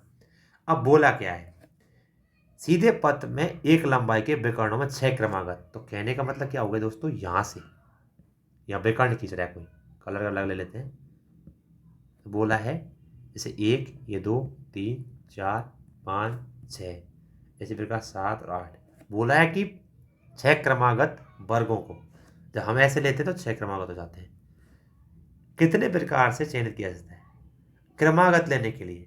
और इसका मतलब क्या हो कि इतने 6 तक लेना है, तो कहने का मतलब क्रमागत का मतलब कैसी सिचुएशन बन सकती है, ऐसी कितने बन सकते हैं, देखो 1 2 3 4 5 6, एक तो ये बन सकती है, अगली क्या बन सकती है 2 3 4 5 6 और 7, अगली क्या बन सकती है 3 4 5 6 7 8, ये परमुटेशन कॉम्युनिकेशन का क्वेश्चन है, कहने का मतलब एक प्रकार से। तो 3 संभावनाएं तो एक विकर्ण में बन रही है हमारी, इसी प्रकार जो अगला विकर्ण खींचेंगे तो उसमें भी 3 संभावनाएं बनेंगी, तो टोटल संभावनाएं कितनी बनेगी दोस्तों, तो टोटल बनेंगी 6 हमारी संभावनाएं। और क्वेश्चन में हमसे यही पूछा है कि चयनित मतलब कितने प्रकार से बन रही है, तो वो 6 प्रकार से बन रही दोस्तों, इसलिए इसका आंसर बी है।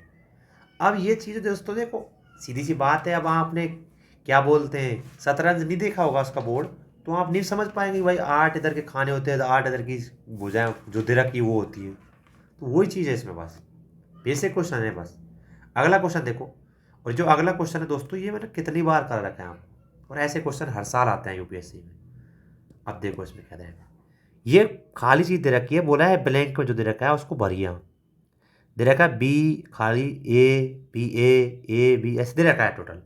अब देखो आप क्या करते हैं, इसमें कोई नया तरीका नहीं है, वही चीज़ है आपको पहले ही बताया मैंने। जैसे मैं मान लेता हूँ इसको भर लेता हूँ यहाँ पे, देखो ये खाली बी, ये खाली बी ए, ये खाली बी, ये फिर ए बी फिर खाली फिर ए ऐसे दे रखा है। अब देखो हम क्या करना है, हम पहले क्या करते हैं 1 2 3 4 5 6 7 8 9 10 11 12 13 14 15 16 17 18, 18 है, तो इसका मतलब 6 का जोड़ा है यहाँ पे, 1 2 3 4 5 6 ऐसे करके 3 4 5 6 ऐसे करके ये बना है।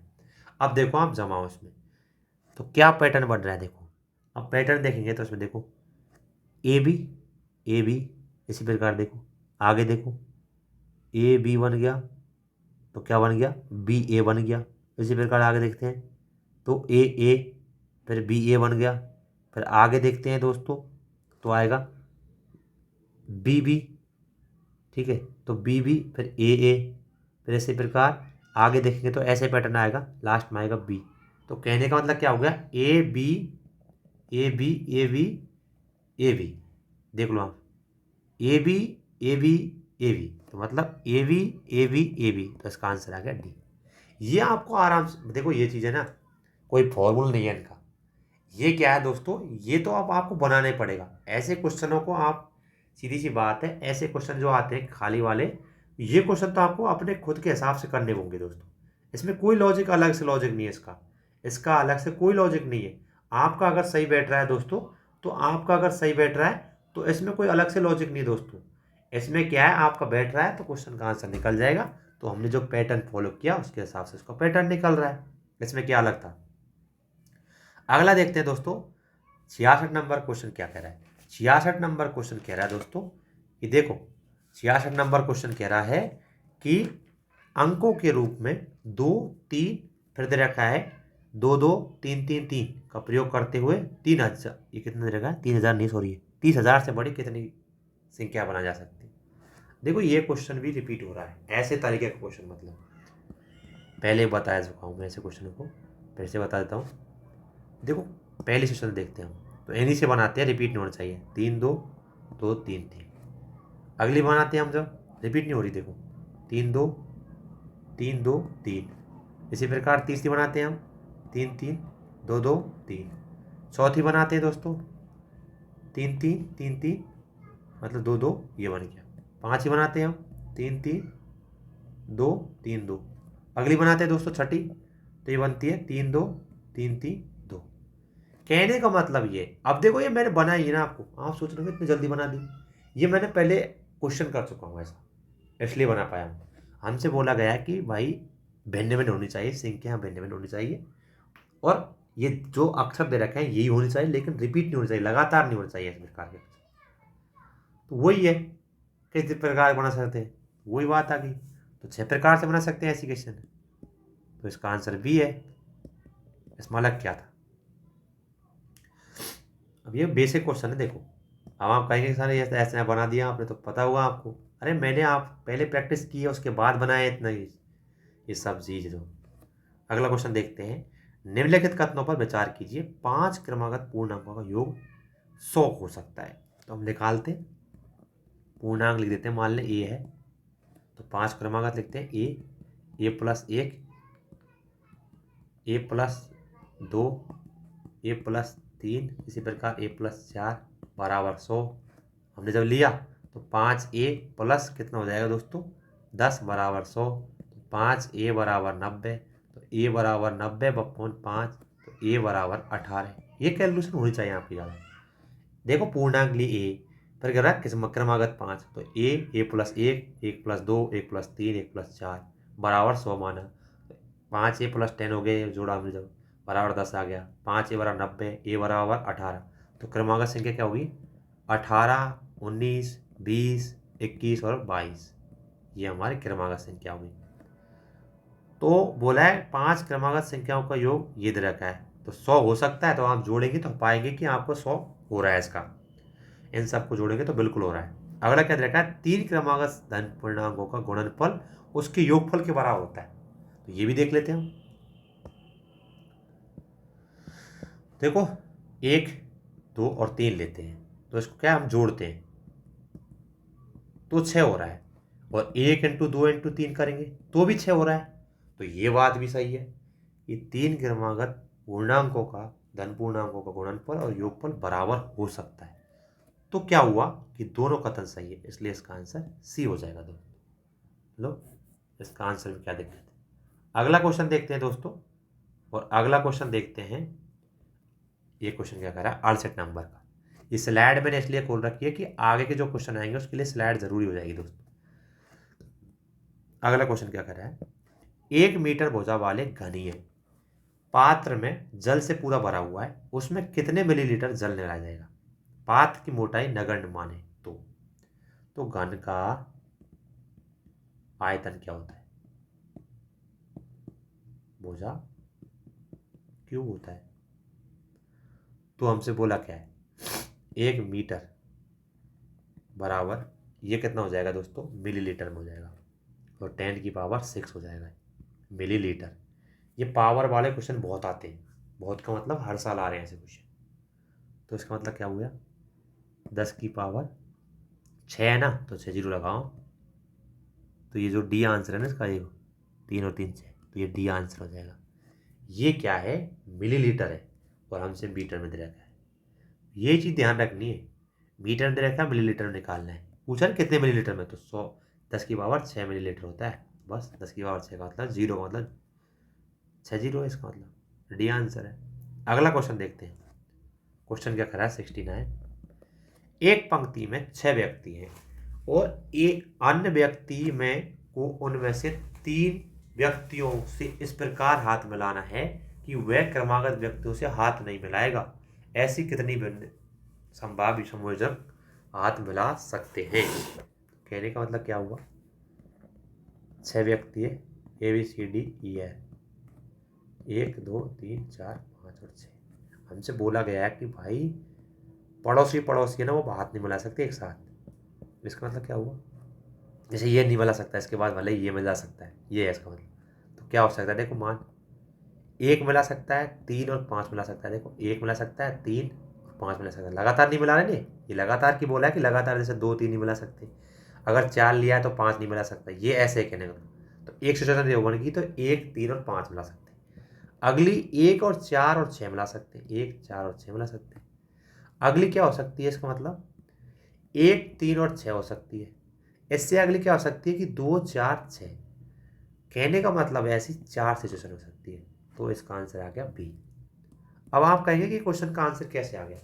देखो क्वेश्चन के हिसाब से हमने क्वेश्चन किया है। क्वेश्चन ने जो बोला है कि लगातार जो बंदे हैं उनसे, ऐसा नहीं कि क्रमागत बंदे उनसे हाथ मिला जाए, उसको छोड़ के मिला जा सकता है। मतलब मान ले मैं 1 से मिला रहा हूँ तो 2 से नहीं मिलाऊंगा, इसका मतलब मैं 3 से मिला सकता हूँ।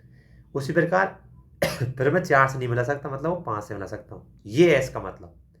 अब ये भी परमुटेशन कम्युनिकेशन का क्वेश्चन है। तो ऐसे क्वेश्चनों को दोस्तों ऐसे करना है, आपको बताना है, मतलब इस प्रकार से करना है। ठीक है, तो इसका आंसर आ गया दोस्तों बी। अगला क्वेश्चन देखते हैं दोस्तों, और ये क्वेश्चन बहुत ही मजेदार क्वेश्चन है। ये one of the best question था इस पेपर का। रीजन क्या है कि ऐसे क्वेश्चन पहले कभी आए नहीं, और अब क्या है कि क्वेश्चन पेपर ऐसा बनने लग गया है कि आपको अगर बेसिक नॉलेज नहीं है दोस्तों तो बिल्कुल नहीं हो पाएगा। वहाँ पे जल्दीबाजी में गलती होने की संभावना ज़्यादा होगी। इसलिए हम क्या करते हैं दोस्तों, इसके बारे में देखते हैं कि कुछ धनराशि ए बी सी के बीच पी अनुपात क्यू अनुपात आर में वितरित की गई है। मतलब क्या बोला है कि ए अनुपात बी अनुपात सी बराबर पी अनुपात क्यू अनुपात आर दे रखा है। और बोला क्या है, पी बड़ा है, पी क्यू क्यू और आर से बड़ा है। मतलब क्या बोला है, पी बड़ा है, ये बोला है बड़ा है, सॉरी क्यू से और आर से। मतलब क्या है इसका कि पी बड़ा है क्यू से भी और पी बड़ा है आर से भी, ये तो हुआ इसका मतलब। और हम क्या बोल रहा है कि ए का अधिकतम अंश मिलेगा। क्या ए को अधिकतम अंश मिलेगा। हम क्या करते हैं, एग्जाम्पल लेते हैं। हम क्या करते हैं, पी क्यू आर इन तीनों का अलग अलग मान रखते हैं। पी का मान रखते हैं 8 रखते हैं, 3 आर का रखते हैं और क्यू का, और आर का रखते हैं 2। ये हम बेसिक ऐसे मान रख रहे हैं यहाँ पर रैंडमली। हमने जैसे मतलब इसका रखा हमने मान, तो हमने पाया कि पी का मान हमने 8 रखा, जैसे ये दे रखा है ना यहाँ पे ये वाला। तो पी का मान हमने, क्या कलर दूसरा लेता हूँ, पी का मान में से 8 रखा, ये ऐसे हो गया, ये हो जाएगा क्यू का 3 इसका 2। तो कहने का मतलब क्या हुआ दोस्तों, कहने का मतलब हुआ 8 बड़ा है 5 से। तो ये बात तो सही है, तो एक बात तो सही निकली। अगला क्या दे रखा है, आर पी और क्यू से कम है। तो क्या दे रखा है दोस्तों, आर है ना कम है पी और क्यू से, वही बात होगी। आर कम है पी से, आर कम है क्यू से, यही बात होगी। अब फिर से हम पी क्यू आर इनकी वैल्यू लेते हैं। 8 लेते हैं, इसकी 3 लेते हैं, इसकी 2 लेते हैं आर की वैल्यू, क्योंकि आर यहाँ पे दे रखा है ना इसलिए। तो आर की वैल्यू हमने रख दी 9। तो इसका मतलब ये हो गया 8 + 3 11। तो कहने का मतलब क्या हुआ, 9 ये हो जाएगी 11। तो हमसे बोला क्या है कि सी का मान न्यूनतम होगा। तो ये तो आंसर नहीं है, न्यूनतम तो नहीं है यहाँ पे, क्योंकि सी का मान तो यहाँ अधिकतम है, ये 11 हो जाएगा, जबकि ये 9 है। तो इसलिए 2 तो गलत। इसका मतलब क्या हुआ, ये आंसर है इसका। अब देखो आप कहेंगे कि सर ये ऐसे कैसे क्वेश्चन आपने कैसे कर दी। अब ये इसका बेसिक यही है। इसका कहने का मतलब ये है कि हम अलग अलग मान रखेंगे, और मान हमने पी का मान अधिकतम इसलिए रखा है यहाँ पे क्योंकि पी यहाँ से अलग से बड़ा है। उसी प्रकार हम क्यू का मान हम रख रहे हैं क्योंकि आर का मान बड़ा इसलिए रखे क्योंकि आर इधर की साइड है, इसलिए रखा है मैंने दोस्तों। मैंने कोई अलग से कुछ अलग से नहीं किया है, जैसा क्वेश्चन में दिया गया है वैसे ही क्वेश्चन को मैंने किया है।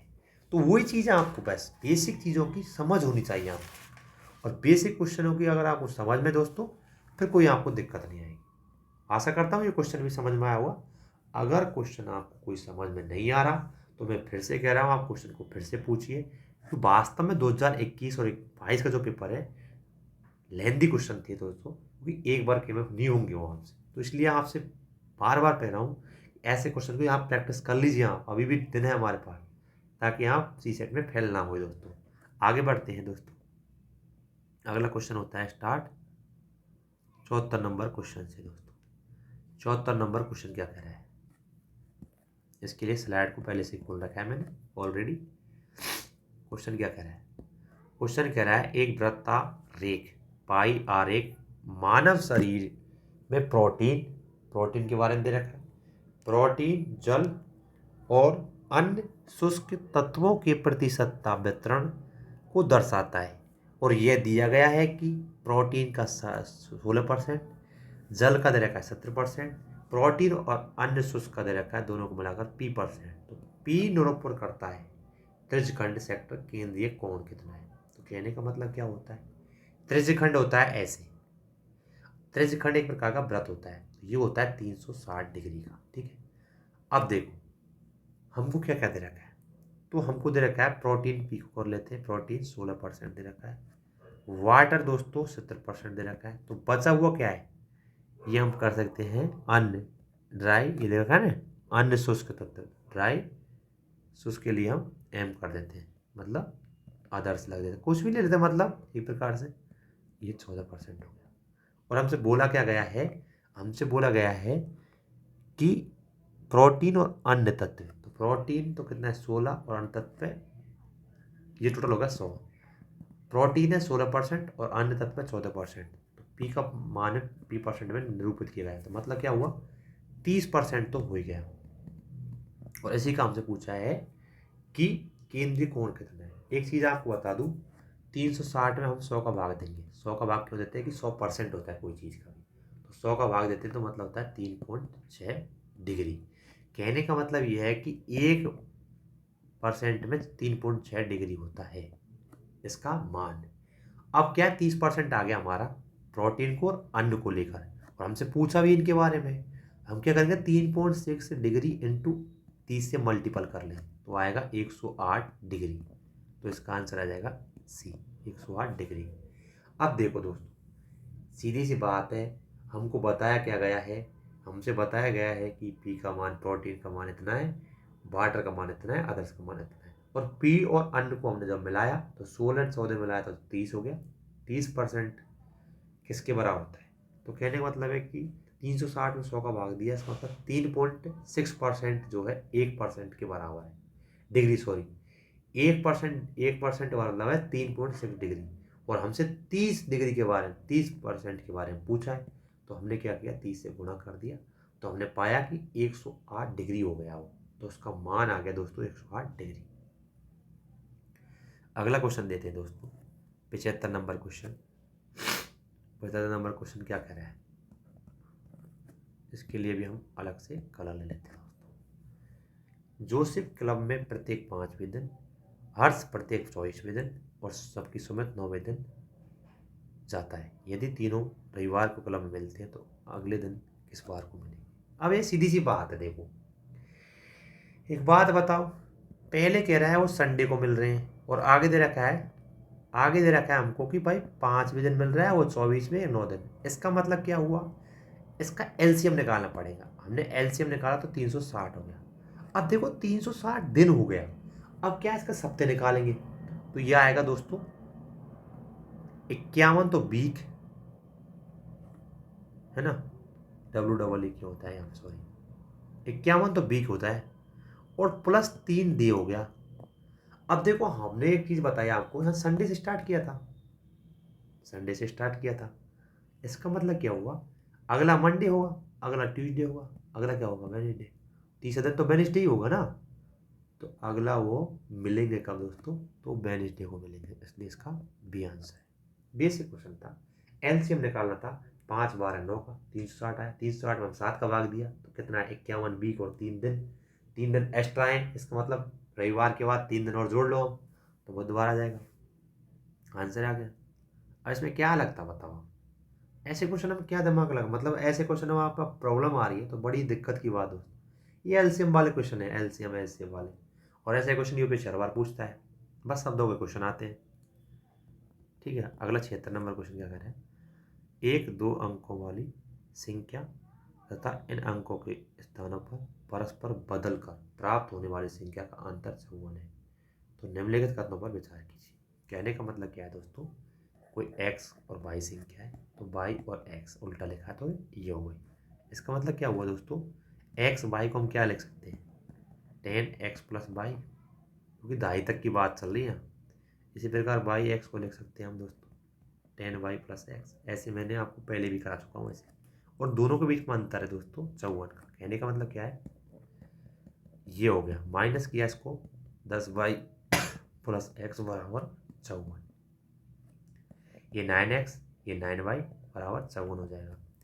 तो ये x माइनस वाई, ये 9 से इधर ये हो जाएगा 54, ये इससे कट जाएगा तो x माइनस वाई बराबर 6। ये x माइनस वाई का बार 6 आ गया। अब देख क्या रखा है, इन संख्याओं के दोनों अंकों का गुणनफल कितना है, केवल तभी निकाला जा सकता है जब इन दोनों के अंकों का क्या कर सकते हैं, गुणनफल निकाल सकते हैं। अब देखो आप एक चीज बताओ, 1 से 9 के बीच में हम ऐसी संख्या देखो जो क्या है दोस्तों 6 का अंतर हो उनमें, तो हम क्या करते हैं 9 माइनस 3 करेंगे तो भी 6 का अंतर, 8 माइनस 2 करेंगे तो भी 6 का अंतर, 7 माइनस 1 करेंगे तो भी 6 का अंतर। ठीक है, इसका मतलब क्या, और 6 माइनस 0 करेंगे तो भी 6 का अंतर, लेकिन हम इसे नहीं लेंगे। क्यों नहीं लेंगे आपको भी बताते हैं। देखो इसका मतलब क्या हुआ कि भाई हम 93 को और 39 को करते हैं तो भी 54 आता है। उसी प्रकार 82 को और 28 को करेंगे तो भी 54 आएगा। 71 को और 17 को करेंगे तो भी 54 आएगा अंतर। लेकिन हम 6 को और 0 करेंगे तो ये उल्टा हो जाएगा, तो इसलिए ये नहीं हो पाएगा। अब क्या है, क्वेश्चन क्या है, इस प्रश्न का उत्तर देने के लिए दोनों अंकों का योगफल कितना, योगफल केवल तभी निकाला जा सकता है जब दोनों अंकों का गुणनफल। अब ये तो जरूरी नहीं है दोस्तों, क्यों जरूरी नहीं है मैं बताता हूं। योगफल निकाल रहे हैं, देखो योगफल निकालते हैं, मतलब 93, जैसे 9 प्लस 3 बराबर और 9 टू 3 27। तो ये जरूरी थोड़ी कि ऐसा ही निकलेगा, इसका मतलब ये जरूरी नहीं है कि ऐसा निकलेगा। तो ये बात तो बिल्कुल गलत है दोस्तों, ये तो गलत है। अगला क्या दे रखा है, इस प्रश्न का उत्तर देने के लिए अंकों के बीच अंतर का निकाला सकता है, तो बिल्कुल निकाला सकता है। 93 और 39 में अंतर निकाल रहा है 54, देख लो आप, इसमें निकालने क्या दिक्कत थी, तो इसलिए इसका आंसर बी है दोस्तों। पहला तो नहीं होगा, तो बी आंसर आ गया इसका। तो ये बेसिक क्वेश्चन है दोस्तों, और मैंने आपको कितनी बार करा दिया ऐसे क्वेश्चन, ये कोई 5-6 बार क्वेश्चन है ऐसा। अब बेसिक क्वेश्चन है दोस्तों, इतना तो समझना ही पड़ेगा आपको। अगला क्वेश्चन लेते हैं 77वां क्वेश्चन। क्या कर रहा है, ये थोड़ा सा लंबा हो जाएगा, मतलब एक प्रकार से इसकी क्वेश्चन बनने में थोड़ा टाइम लग जाएगा। ऐसे क्वेश्चन को अगर आप पे नहीं हो रहा तो छोड़ देना चाहिए दोस्तों। 77 नंबर क्वेश्चन क्या कह रहा है, एक्स ने वाई से कहा कि जो आपके जन्म के समय मेरी जो आयु थी आपकी वर्तमान आयु की दुगनी थी। यदि एक्स वर्तमान 42 वर्ष का है तो निम्नलिखित कथनों पर विचार कीजिए। देखो बोला है एक्स 42 साल का है और वाई जो है दोस्तों ये मान ले 22 वर्ष का है। तो कहने का मतलब क्या हुआ, एक्स माइनस वाई बराबर 2y, क्योंकि दोगुना बोल रखा है, वर्तमान आयु की दोगुनी है। इसका मतलब एक्स का मान 42 रख ही दिया मैंने, बराबर 2y, तो 42 बराबर 3y, ये इधर चल जाएगा तो प्लस हो जाएगा, 3y बराबर 42, तो y बराबर क्या आ गया 14। ये तो y का मान आ गया। ठीक है, आगे देखो क्या दे रखा है, पहला क्या दे रखा है कथन, 8 वर्ष पहले x की आयु वायु की 5 गुनी थी। 8 वर्ष पहले, देखो क्वेश्चन कह रहा है ना, उसी के हिसाब से तो क्वेश्चन को कर रहा हूँ वाले यहाँ पे, 8 वर्ष पहले की बात कर रहा है। अब देखो मैं अलग से कुछ नहीं कर रहा, आपको कहेंगे कैसे कर दिया। 8 वर्ष पहले की बात कर रहा है, x माइनस 8 बराबर वाई माइनस 8, क्योंकि 8 वर्ष माइनस होता है, क्योंकि 8 वर्ष पहले की बात कर रहा है इसलिए, और ये वर्तमान की बात थी यहाँ पे ऊपर वाली जो थी, ये कह रहा है 5 गुना हो जाएगी इसके। तो x माइनस 8 बराबर 5 वाई माइनस, ये कितना हो जाएगा 40। देखो x का मान यहाँ पे मैं क्या कर देता हूँ, रख देता हूँ 42 माइनस 8 बराबर 5 वाई माइनस 40, 3 वाई बराबर 5 वाई, 3 वाई बराबर 5 वाई, सॉरी 3 वाई नहीं है 34, सॉरी 34, 5 वाई माइनस 40।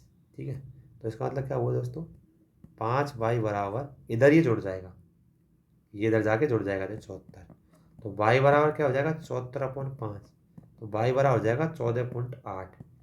तो y का मान यहाँ पे 14.8 आ रहा है, जबकि आना कितना था, ये 14। तो पहली बात तो भाई दोस्तों, पहली बात तो गलत है, ऐसा तो नहीं हो सकता। अगला क्वेश्चन क्या है, अगली दूसरी सिचुएशन क्या दे रखी है इसी में, कि 14 वर्ष बाद x का मान, x की आयु वायु से दोगुनी हो जाएगी। तो x प्लस 14, 14 क्यों किया है, x प्लस 14 क्यों किया हमने, आपको फिर से बताता हूँ। x प्लस 14 इसलिए किया कि 14 वर्ष बाद की बात कर रहा है। इसी प्रकार y प्लस 14 इंटू इसको कर दो 2 से, ये किया हमने। तो x प्लस 14 बराबर 2y प्लस 28। x का मान हमने 42 रख ही दिया, 14 बराबर 2y प्लस 28। ठीक है, अब देखो आप, ये हो गया 56 बराबर 2y बराबर प्लस 28। ये इधर चल जाएगा, 2y बराबर 2y आ जाएगा, ये 56 इधर गया तो ये आ जाएगा 28। तो y बराबर कितना हो जाएगा, 28/2। तो y बराबर हो जाएगा 14। 14 साल आ रही है, ये बात बिल्कुल सही है। तो इसका मतलब क्या हुआ, इसका मतलब हुआ कि दूसरा ही कथन सही है, पहला कथन सही नहीं है यहाँ पे। और देखो दोस्तों, आपको क्या कर रहे होंगे, इतना बड़ा क्वेश्चन, ऐसा क्वेश्चन करा दिया, मेरे समझ में नहीं आया, ऐसे सोच रहे होंगे आप। देखो मैंने कुछ नहीं किया। अब ये देखो, आप इक्वेशन बनाना, ये तो अब बेसिक चीज़ है दोस्तों, इसमें अलग से मैं क्या करूँ बताओ। अब इतना तो आना ही चाहिए।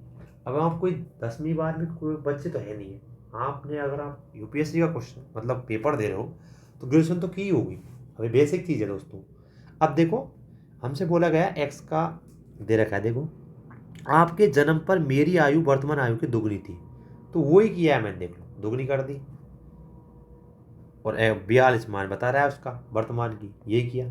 8 वर्ष पहले कर दी इसी प्रकार, 8 वो फिर कह रहा है 14 वर्ष बाद कर दी। दोनों का निकल के आया भाई, वो जो चीज़ बताई है हमको, आयु उतनी आ रही है क्या, नहीं आ रही, वो चीज़ देखी हमने, तो ये इसमें बैठ रहा है 2 में, तो इसलिए इसका आंसर बी हो गया।